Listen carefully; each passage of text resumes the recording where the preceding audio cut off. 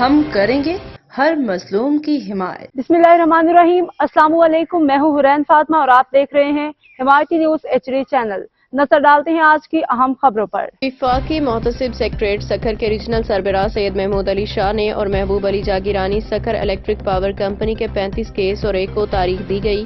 سوئی صدرن gas company کے خلاف کیس 36 سنی۔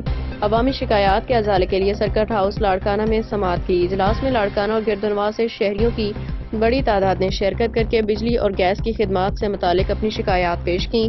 اٹھائے گئے مسائل میں بجلی کی طویل بندش، بجلی کے بڑھتے ہوئے بل، نئے کنیکشن میں تاخیر، گیس کا کمپریشر اور سروس کی دیگر ناکاریاں شامل ہیں۔ سید محمود علی شاہ نے شکایت کنندگان کو یقین دلایا کہ ان کے مسائل قانون کے مطابق جلد حل کیے جائیں گے۔ انہوں نے عوامی خدمات کی فراہمی میں شفافیت اور جوابدہی کو یقینی بنانے میں وفاق کے محتسب سیکریٹریٹ کے کردار پہ زور دیا۔